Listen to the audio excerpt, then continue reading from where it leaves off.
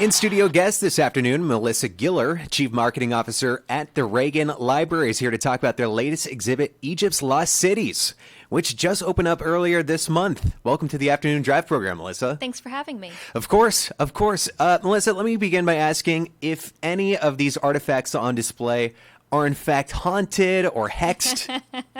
Not to our knowledge, but they are over 1,200 years old. I know, because, I've seen that movie. I just want to assure our listening audience that they're not going to be seeing any cursed items on display. No, they will not. Another reason I ask is I watched the promotional video, and as the voice of God guy says in the commercial, these artifacts were lost to the seas centuries ago, and yet they're in pristine condition. They are. It's pretty incredible. They say it was due to an earthquake and then a tidal wave, and the cities just literally sank to the bottom of the Mediterranean Sea, not to be found until 1,200 years after they sank. Wow. I mean, I'm taking a look at them online, and I feel like there had to be some supernatural evil forces at work here, but you're saying no. It's no Okay. evil forces. It's pretty incredible. We have 16, 17-foot statues. We have all the way down to the smallest of gold coins. Wow. We often hear the effects of climate change, of how the inevitability of losing our coastal cities.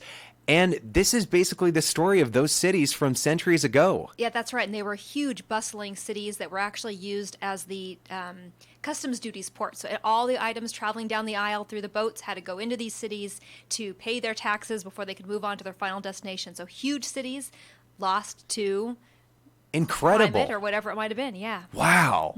Who found them? An archaeologist by the name of Franck Goddio. People had been searching for them for centuries on land, and he finally decided if no one can find them on land, they have to be underwater. Right. And it took him about 2 years of searching Abacour Bay in the Mediterranean Sea, and he found them. How far off mainland were they? There are two different cities. One was found 1 mile off, and one was found 5 miles off, near where Alexandria is today. Wow, what a score. Right? Did they have to do any retouching to the items? I mean, obviously. The items not that they've been retouched, but some of the items were found broken, so they've sort of pieced them back together. In fact, their most important find is something called Naos of the Decades.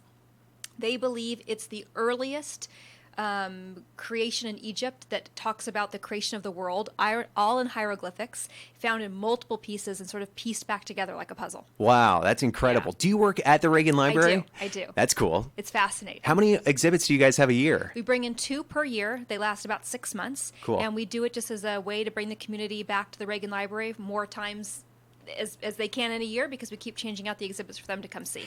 She's Melissa Giller, Chief Marketing Officer at the Reagan Library, here talking about the Egypt's Lost Cities, which just opened up last weekend, correct? It sure did, October 5th, and it runs all the way through April 12th, 2020. So we have some time to go to this thing. We absolutely do. So what is the most impressive item on display? Obviously, if you're going to go check them all out, but in your mind, what is the can't-miss item? I would say there's 3 17-foot statues, and they're just incredible, made out of red granite. Put together, they all fell into about 3 or 4 pieces each, but just to see them, you walk into the gallery and to look up at the They're statues. the first thing you see. They're about halfway through, but they're pretty incredible. And then the other one that is just mind-blowing is they actually found one that everyone thought there were 3 cities that were missing, and this one basically tablet, maybe 3 feet tall, solved the mystery that it wasn't 3 cities, it was 2. That 2 of the cities were actually the same city, just had different names, whether you were in Egypt or in Greece. And the hieroglyphics of this one artifact are so pristine, it looked like they were made yesterday. And it was because when it was found, it had been wrapped in tarps and had fallen face down. Wow. So there was nothing, no fish were swimming over it, basically. It was Right. completely protected, and it looks like it was just made. Are there historians on hand giving a little bit of context to any of these items? There are not. However, the researchers that found all of these items helped write the audio tour. So if you get the audio tour on top of the museum ticket, you will learn so much more than just the label copy. Beautiful. Yeah. Where is the Reagan Library? I've never been. So the Reagan Library is in Simi Valley, which is in Ventura, right off the 118 freeway. I live here in Santa Clarita, so it's 40 miles, but it's not hard to get to. That's and not too bad. It's not, and it's really worth seeing.